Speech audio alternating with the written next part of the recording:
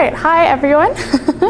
So today we'll be discussing spirituality and the singularity, which we had only just introduced into the course last semester, so it's a relatively new subject, but I think equally important compared to everything else we've been talking about. So I hope to present the material here in a relatively unbiased way, although most of what I've gathered here is kind of based on my own subjective thoughts. So just keep that in mind. The other thing is that we may touch on some subjects of personal faith that viewers may find sensitive, so just know in advance that all points of view are welcome. So to start off, I'd like to again relate back to the previous two lectures that I have taught so far in relation to free will and ethics. From those topics, I hope it's becoming increasingly clear that profound technological change and profound philosophical change are completely intermingled.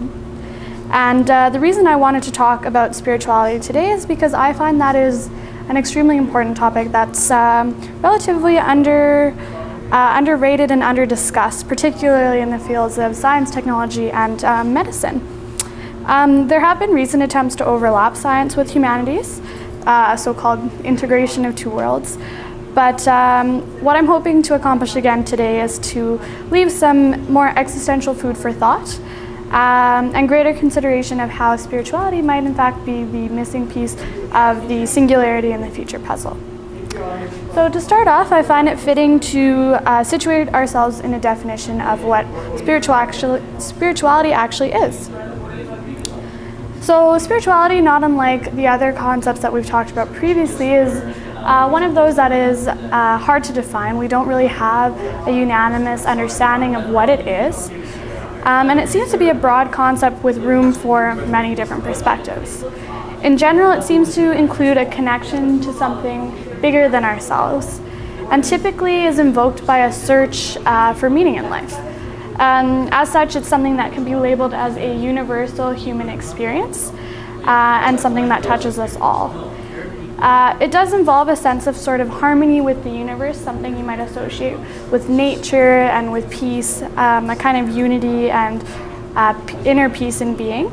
And to those who choose it to be, it can be a universal and critical piece of individual identity. To me, my own definition of spirituality is something that I have decided to call just reflective thought, conscious and reflective thought. And so as we go through the presentation and I talk about spirituality, I'd like that to be the definition that we use and keep in mind. So what is spirituality not? This is kind of a helpful way of understanding this particular topic and situating it for discussion, particularly in relation to the future and the singularity. So for the purpose of this discussion, spirituality and religion are not synonymous terms. I think it's first worth noting that spirituality as a term, as a concept, is relatively new when compared to religion, which has been around for thousands and thousands of years. Spirituality is something that has likely arisen out of secularism. And what I think is kind of interesting to note is that while the two are very highly interrelated, it seems that they're often put at odds with each other. So kind of looking back through history, it wasn't until recently that religion was a major kind of generalized component of life. It was part of everyday kind of being. And those who are identified as spiritual were often considered as being kind of like shallowly engaging with faith in a sort of cop-out fashion, or those who didn't feel the need to adhere to all of the doctrines that religion sort of laid out. Now it seems to be a shift, kind of, as I mentioned, with secularism, the idea that if we were to talk about it, most would kind of agree that spirituality is kind of a unanimous and universal positive thing, whereas nowadays religion is something that is far more controversial. There seems to be, in a discussion about religion, those who would view it as a positive and those who would view it as a negative.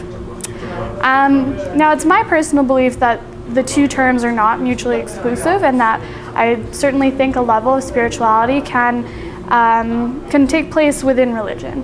However, I don't think that they express the same conceptualization or practice according to my definition. And again, it seems like there's not really a unified understanding of this to date, but more and more people are starting to transition into a similar train of thought to what I've just expressed. So according to the author of the book, Spiritual But Not Religious, the word spiritual now has come to be associated with the private realm of thought and personal experience, while the word religious is something that's more public and connected with membership within a religious institution, with an official doctrine, and more sort of moral rules that are laid out for guidance and practice in life. So recently there's been popularization of the phrase SBNR, or spiritual but not religious. And what's interesting is in recent global studies, publications have noted that there have been upwards of 16% of the population who now identifies under this demographic, which is really interesting because that's something that I wouldn't typically think. So now this SBNR category is actually the third largest, second to Christians and Muslims. And so what's kind of important to take away from this is that as the world's population is kind of rapidly less and less identifying with religious, it's not that they're becoming atheists, but rather leaning towards a different understanding of faith. So blogger Daniel Toker writes that perhaps eventually, as we move towards the future, religion will become a thing of the past, which is not entirely implausible according to the secularization thesis which I've mentioned. So this thesis holds that as countries develop, they tend to become less religious. This is partly because the greater development of a nation brings greater security and survival.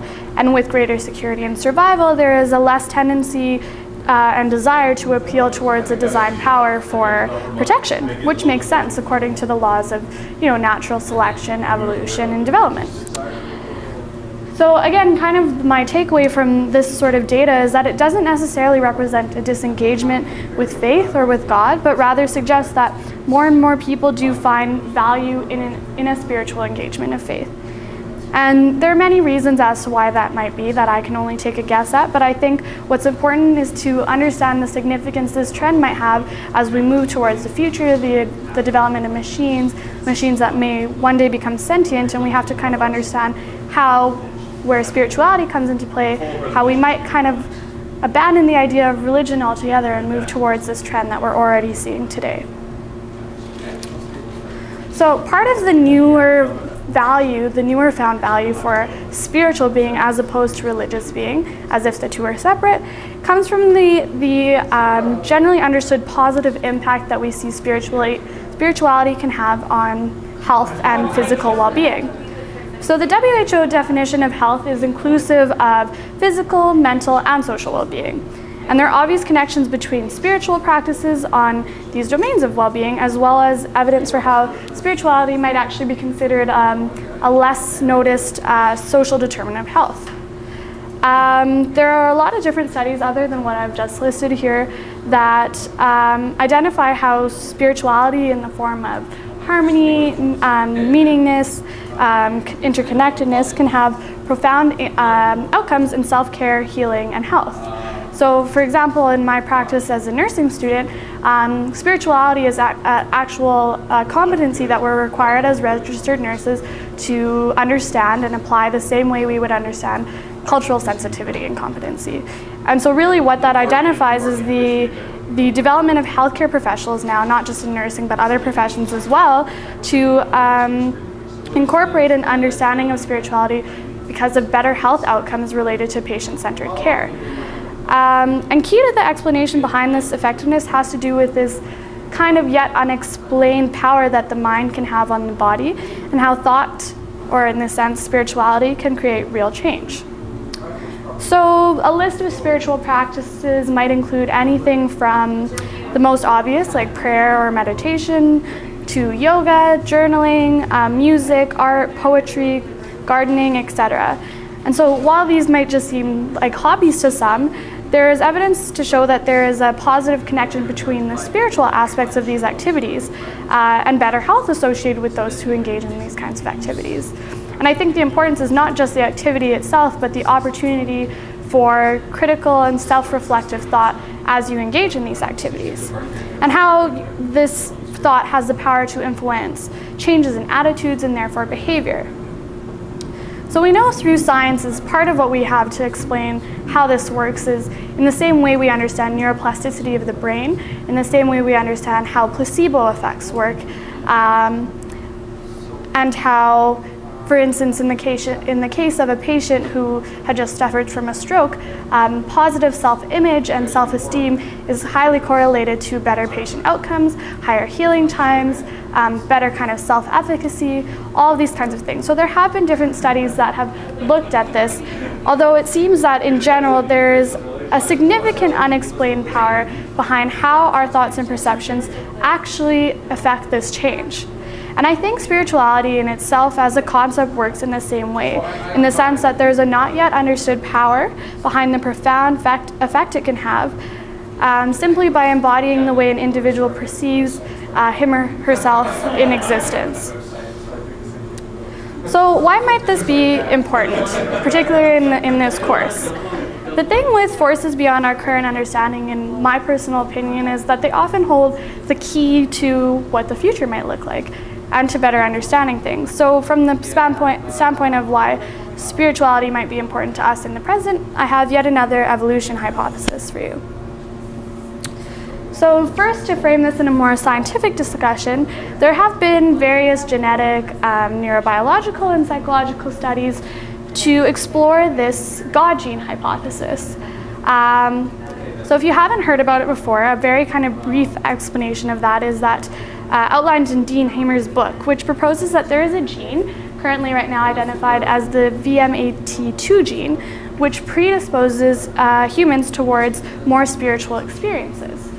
And what they've noted with this particular gene, as in something that variably produces this type of behavior, is that this gene is now becoming more and more frequent in the population, which then indicates that, or creates this hypothesis that individuals who have this gene and who are therefore more spiritual are favored by natural selection.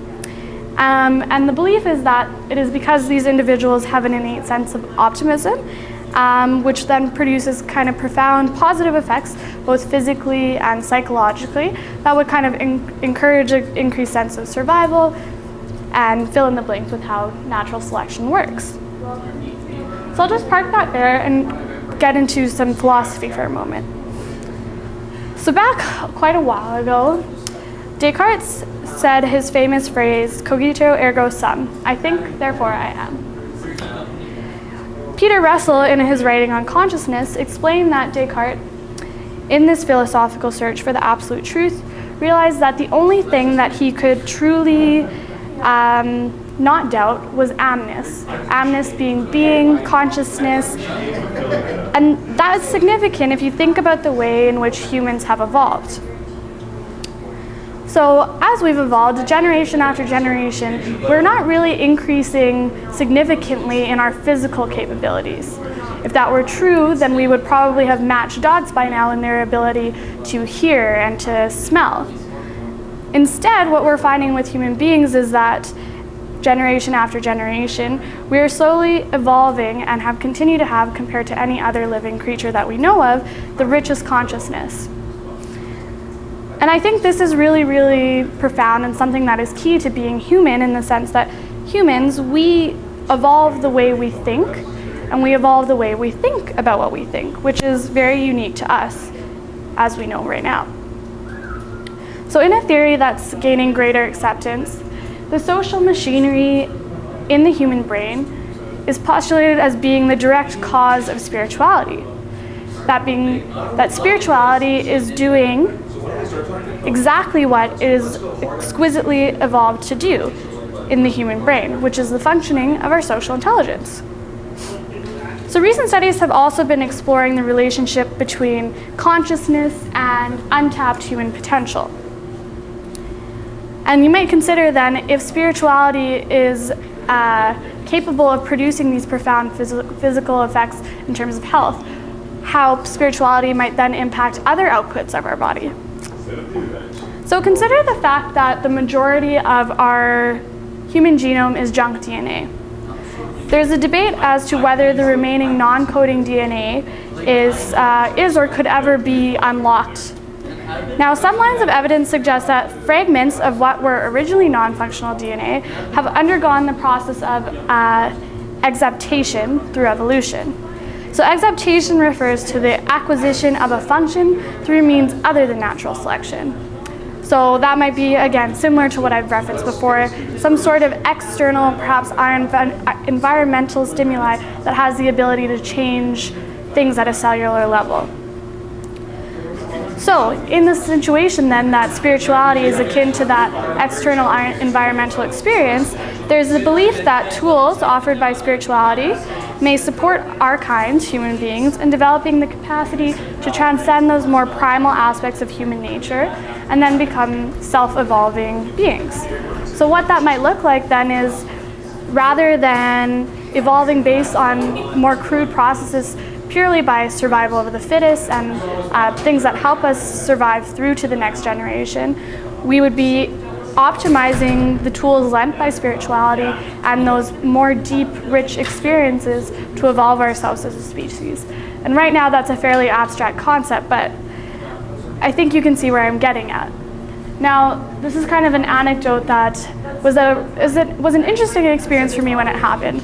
I was speaking to a previous employer of mine, and she said that, as perhaps not an uncommon experience, every time she experienced something that made her feel deep or connected to the world around her, she would get goosebumps or her hair standing up on end.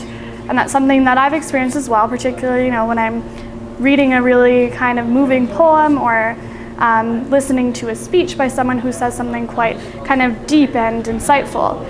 And she actually described that experience as her DNA awakening. So I thought that was just a very interesting thing to say at the time, and I'll leave you with that and to your own interpretation of what that might mean. So what does all of this have to do with the singularity? Now, according to Matt Swain, a writer on the singularity, the deep connection between human spirituality and advancing technology has proven to be intimate, as I've said before. So he stated that as our understanding of technology grows, so does our understanding of the spiritual universe, it seems. So over the eons, our conception of God has formed and reformed into the shape of our technology. And I think that's entirely true. Considering the recent news that just came out today, the proof of the existence of gravitational waves as visualized by two black holes colliding is something that's profound and can change the way that we actually understand our universe and our place in it. And as kind of an interesting fact, this theory, which was actually proven, which was Einstein's theory, which was proven today, Einstein being an individual who was known to not believe in an anthropomorphic God, but rather a pantheistic one. So in other words, an individual who was spiritual perhaps, but less so religious. I think that's kind of a very important takeaway, just to understand, relating back and kind of giving evidence again to this sort of evolution hypothesis, is that highly intelligent individuals such as Einstein and numerous others out there, some including Kurzweil, who's postulated the singularity, are also individuals who identify as being highly spiritual. So according to Kurzweil, just being, experiencing, being conscious is spiritual and reflects the essence of spirituality. And so in the future, Kurzweil believes that computers will claim to be conscious and thus to be spiritual, and concludes that 21st century machines will perhaps go to church, meditate, and pray to connect with the spirituality. So thinking back to our ethics lecture, I'm sure you can see the sort of ethical issues in envisioning what that might look like today. The biggest question perhaps with the singularity and spirituality again comes back on what it means to be human, and this element which seems to be very unique to us as a species. Dylan Love, in an interview with researchers on the subject of AI and religion, relates the tension between technology and the human soul to the Old Testament. So in the story of the Tower of Babel, God responds to humanity's construction of a tower tall enough to reach the heavens by confusing their languages to inhibit their progress. So that kind of serves as an example then of the view that individuals might have at kind of creating and constructing spirituality to be programmed then into machines, which again is a very troubling field as we are creating and developing technologies for our use and in our likeness. This seems to be just a natural trend. And it seems to be something that the more, even maybe if we're not consciously programming this capability and this feeling, I suppose, into machines, it's something that might just occur based on the way individuals are innately, individuals being humans.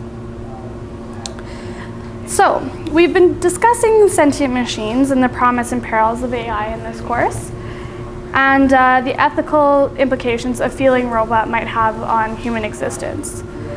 So I think, again, as I've stated before, the element of intelligence is very key to this discussion, but also requires an understanding and a conversation about consciousness. And so, as I kind of referenced already with Einstein, it seems like intelligence and consciousness are two sort of evolutionary traits that have been delicately woven through. And by a logical train of thought, it seems natural that sentient machines with supreme intelligence would also develop heightened spirituality, if that's something where the two are associated. It would then be only possible to imagine the different realities that could result as a consequence of this. But then this again comes back to the question of whether this technology would be authentic in its spirituality, or if it would be simply mimicking what we understand to be a human soul. Now, Swain eloquently says that maybe it will be the machine age of spirits, where human consciousness will use the fabric and machinery of reality to create their own version of reality. Or maybe it will be an age where human consciousness simply ends. Perhaps the singularity must wait on us. It must wait for our imagination to adapt to these new possibilities before change is even possible. The singularity, then, would ultimately become less about machines and more about spirit. So, why should we care about spirituality as the future nears? With the vast changes in technology and with what being human looks like, it seems like a conversation that comes down to individual understanding and faith and preference. To me, the message that I'd like to leave it on is that I believe that spirituality might just be the key to making these changes possible. As we go through and develop new technologies that give us more insights into the world around us and offer us new ways to understand ourselves, new areas to even be intelligent in, I think it opens the opportunity for us to understand how these might apply to the future. And I think ultimately, through this, without a sense of what it is we are, then we can't really be. And that is the note that I'd like to end it on for this evening. Do you have some thoughts for discussion?